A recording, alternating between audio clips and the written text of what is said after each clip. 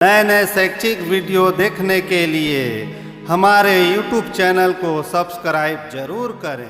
धन्यवाद। आप लोग ध्यान से देखिए तो कहीं कुछ अलग आप लोगों से कुछ अलग दिख रहा है क्या? सीन वगैरह कुछ नहीं ना? ये वहाँ तक कैसे पहुँची? वो डाइट में आज पूरे जिले को संभाग को चला रही है। चला रही है मतलब प्रशिक्षण के मामले में मार्गदर्शन दे रही है। एक दिन में तो हुआ नहीं होगा। इनके पास में जब ये चैलेंज आया होगा और नहीं सर मेरे को सब लफड़ा में नहीं पड़ना है 10 से 4 आज पहुँच जाती क्या? तो पूरे जिले में 2 लोग पहुँचे, ये पूरे संभाग में। इसका मतलब है कि भूख नहीं मरा, हम चैलेंज को एक्सेप्ट किए। तो मैडम जो पहली बात बोली ना कि हम चाहते हैं कि कुछ अच्छे लोग मिले, तो आप लोग भी वहीं के वहीं रह जाएंगे। और पानी जब एक जगह रुक जाता है तो उसमें कीड़े पड़ता है, गंदा हो जाता है, महकने लगता है।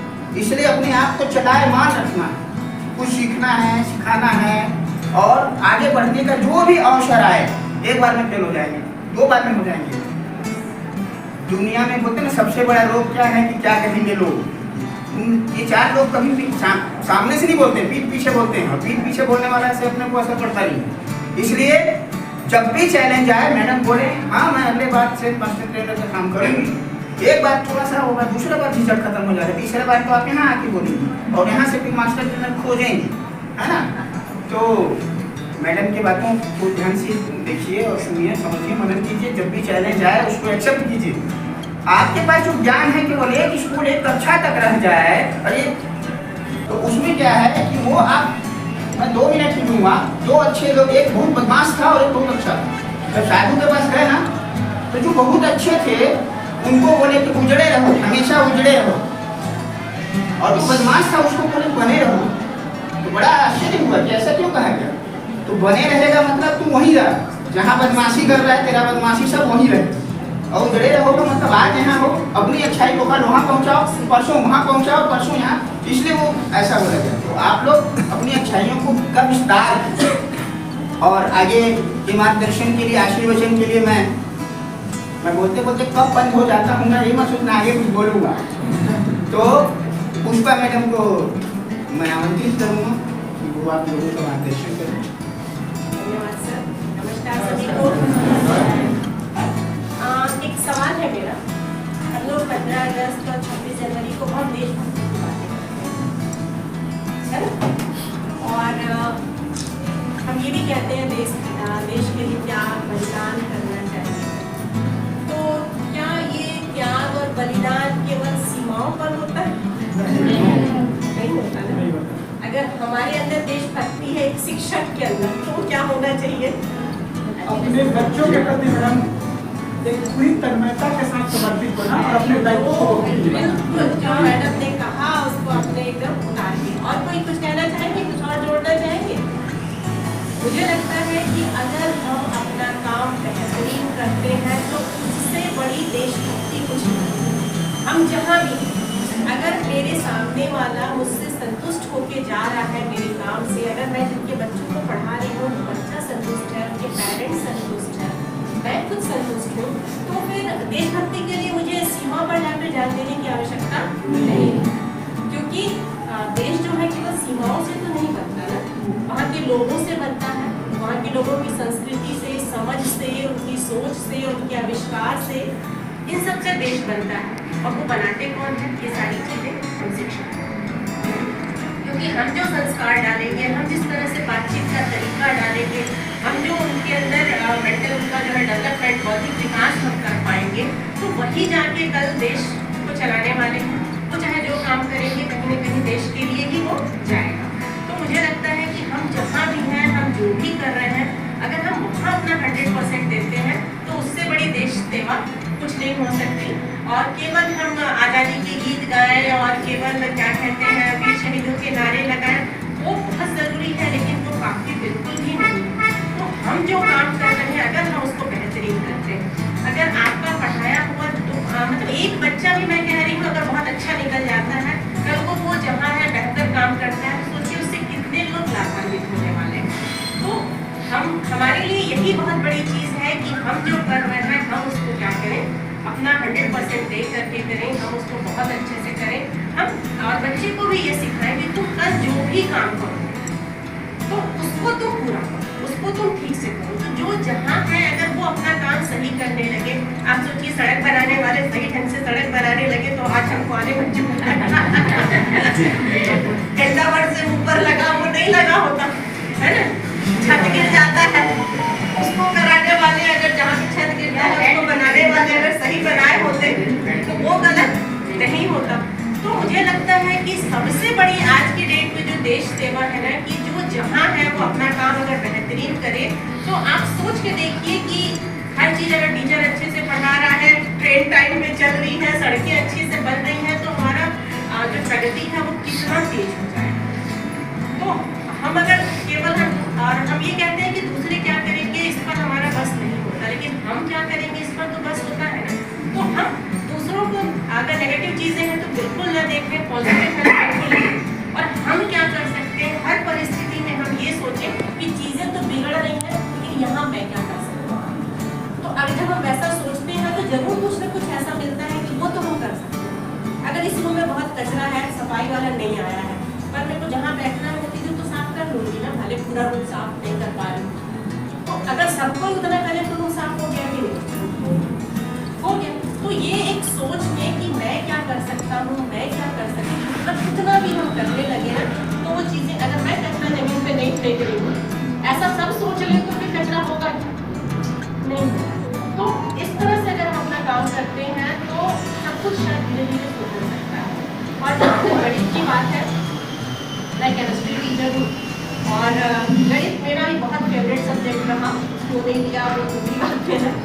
लेकिन गणित के एग्जाम के दिन मुझे सबसे अच्छा लगता था कि माँ बोलती थी कि रोज को 2 बजे रात को उठा देना, बोलती है आज क्यों नहीं बोल रही है। मैंने कहा नहीं आज कोई दिक्कत नहीं, आज तो बैठना ही नहीं है, फॉर्मूला मुझे पता है और मैं बना दूंगी। और मतलब मेरी एग्जाम कॉपी ना, मतलब मेरी टीचर क्या की हमारे एक बार बनाए काटे, फिर उसके बाद मैंने काटे और अंतिम इतना सा सही और 22 मार्क्स मेरे क्लास में आते थे। मतलब ये बात बताने में थोड़ा वो भी लगता है, शौक लगता है, लेकिन मुझे बड़ा मजा आता है कि 10th तक मतलब मेरी क्लास में सेक्शन 4 थे, मेरे सेक्शन में मेरे हाईएस्ट मार्क्स आते थे।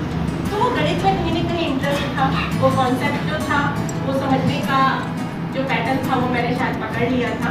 और अभी भी जैसे मैं केमिस्ट्री की टीचर हूँ तो फिजिकल वाला पार्ट पढ़ाने में मुझे बहुत मजा आता है क्योंकि उसमें न्यूमेरिकल्स रहते हैं। तो और मुझे लगता है कि डेली लाइफ में हम अगर खाना भी बनाते हैं तो रेशियो तो इतना पूरा गणित ही है ना, कितना नमक डालना है, कितना पकाना है, क्या टेम्परेचर क्या, ये तो पूरा गणित ही है।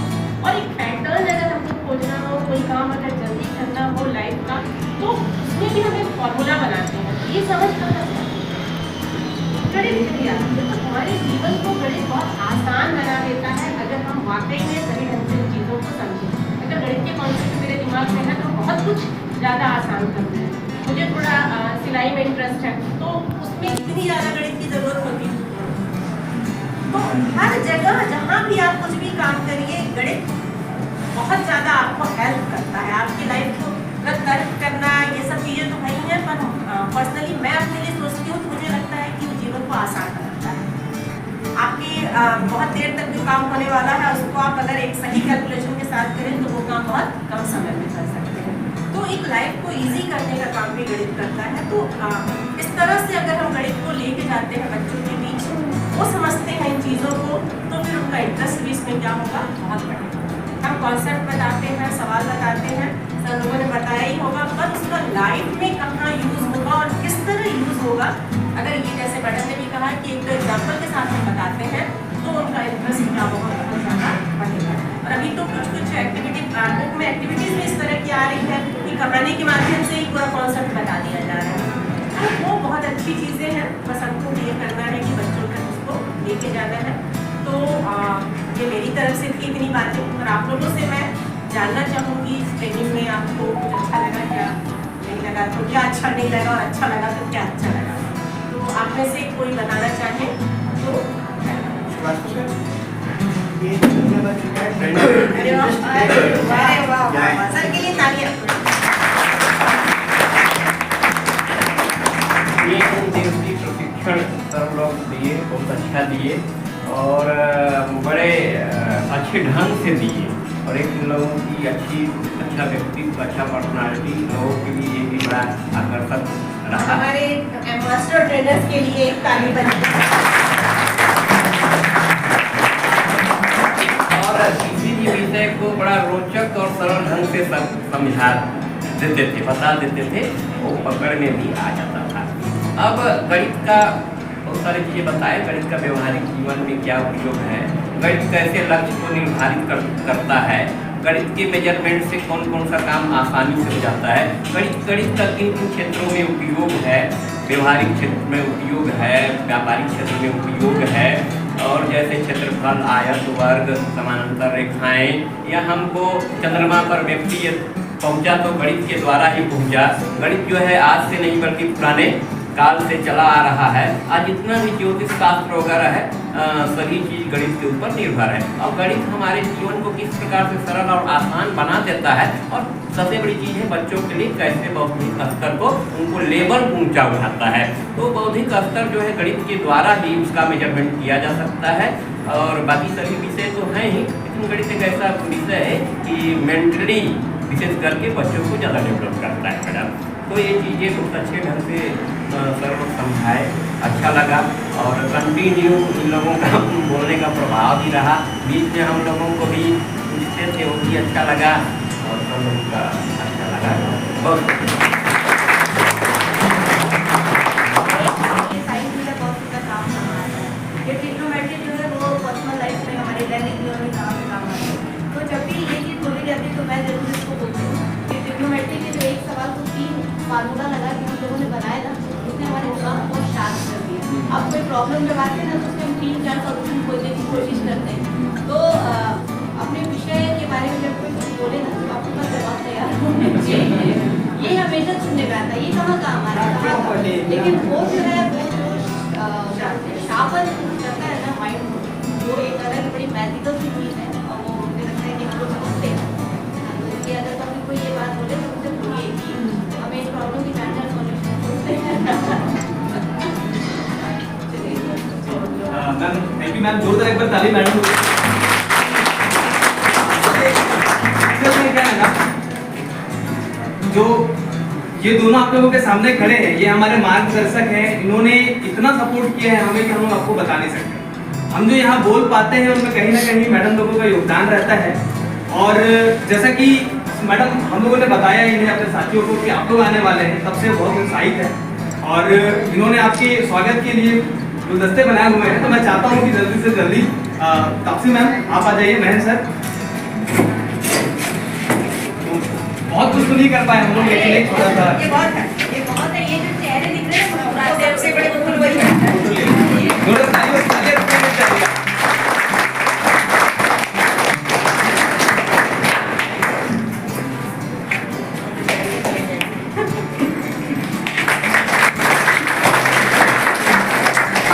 पांडे सर को भी बहुत बहुत धन्यवाद। पांडे सर का बहुत योगदान है।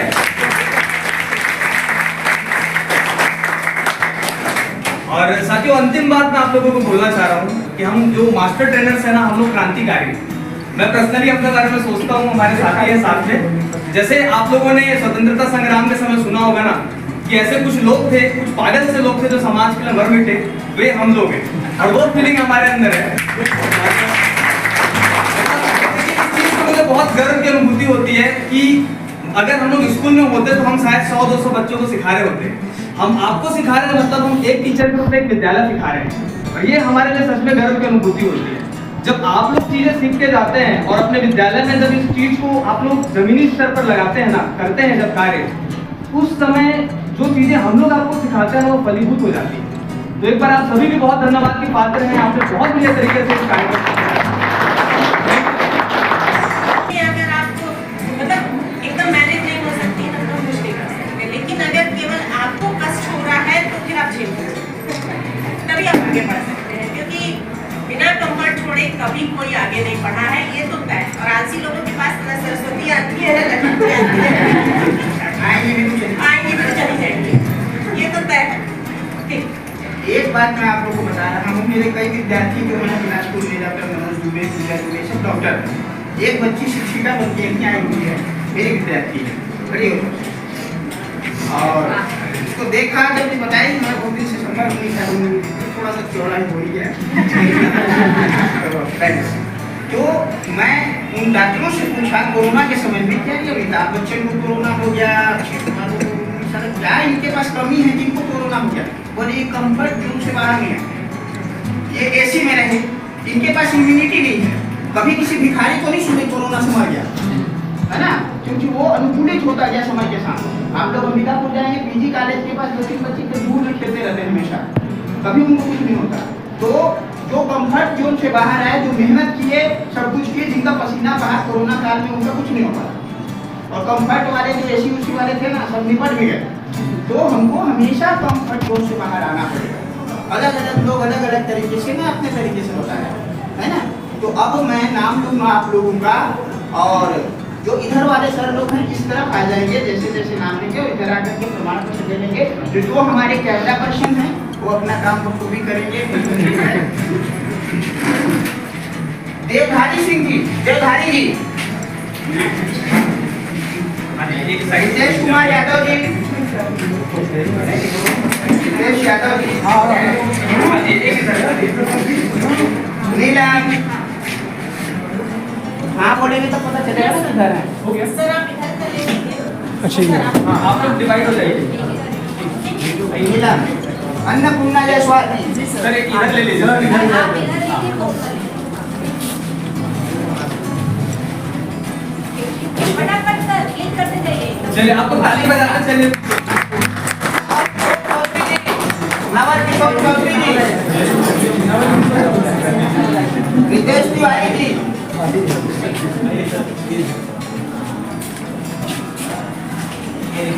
फटाफट सर ना। रामेश्वर प्रसाद जायवर जी, आप लोग बताते भी चलिए। हो गया, हाँ, हो गया। अनोरा लकड़ा जी, सर, राजन जायसवाल जी, यस सर।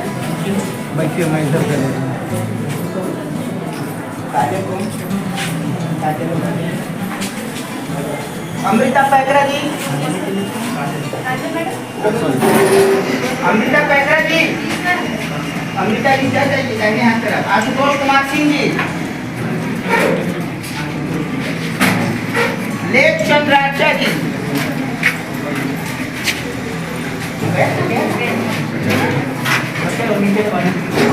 देवी प्रताप राजवाड़े जी, प्रीति केरकेट्टा जी, फोटो ले रहे हैं प्रीति केरकेट्टा, अभिषेक ऋषि,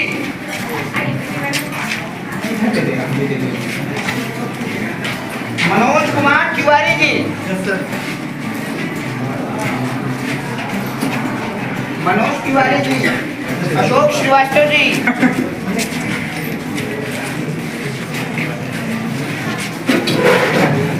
आइए कलेश्वरानंद कोठारी, बढ़िया फोटो कीजिए सर। कुमार यादव, एक मिनट बढ़िया से नाम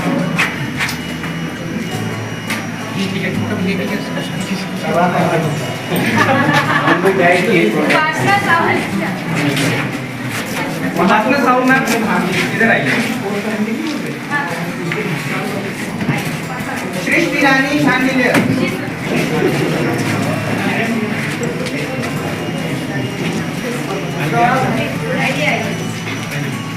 ज्योति सिंह, जोशी सिंह मैम फोटो भी आगे बीच बीच में। नितिन कुमार अच्छा। शर्मा, नितिन कुमार शर्मा जी, नहीं नहीं आइए फ्रंट वाला पिंकी सिंह जी, रेणुका खरको जी, आप लोग बता दीजिएगा ना फोन करके, तो हम खड़े रह जाएंगे। आकांक्षा मिश्रा जी, आइए यहाँ। धर्मलाल पैकरा साहब, आइए तो दिनेश कुमार सिंह जी, आपका है कौन है? आइए यहाँ दिनेश जी, रामकृष्ण परमहंस, रामकृष्ण जी, प्रफुल्ल कश्यप, राखी झगड़ा जी, आप यहाँ ये दूसरा चीज है सर। चंद्रिका पटेल जी, चंद्रिका पटेल जी, नम्रता जी, मेरा है थोड़ा संभालिएगा वो।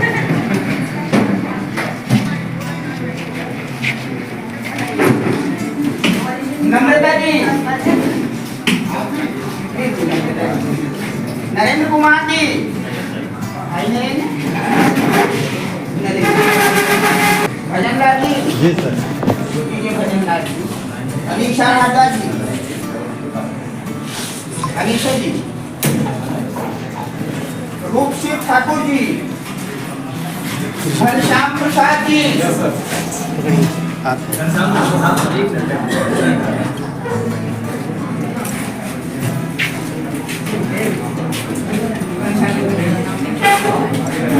काकली साहू जी, शैलेंद्र यादव जी, शैलेंद्र यादव, मैडम ये शैलेंद्र यादव का है।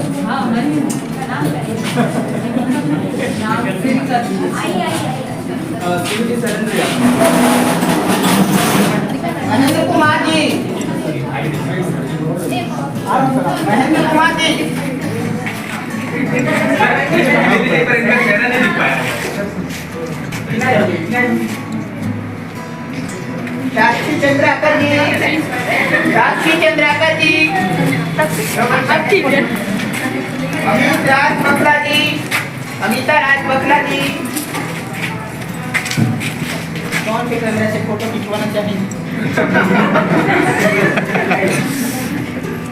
उर्मिला सिराज जी, उर्मिला जी, अमित राज, यस सर। अमित राज एकता जी, मेरे चंद्रपाल जी,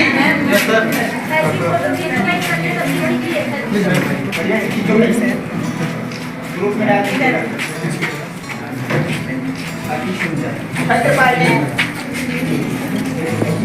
प्रभात के कट्टा जी, प्रभात के कट्टा जी, प्रभात के कट्टा जी, मैं वीडियो ना दे। गणेश राम राजवाड़े जी, गणेश प्रसाद राजवाड़े जी,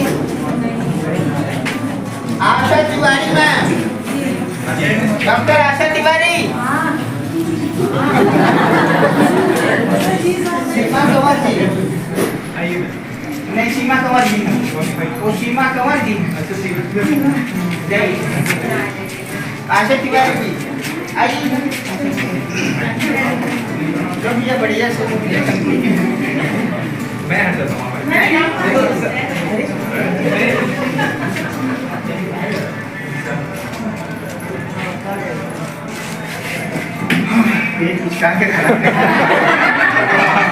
राजेश लाल जी, राजेश लाल जी,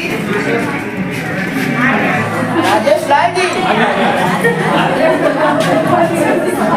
जुबेर टप्पो जी, जुबेर टप्पो जी, जुबेर टप्पो जी,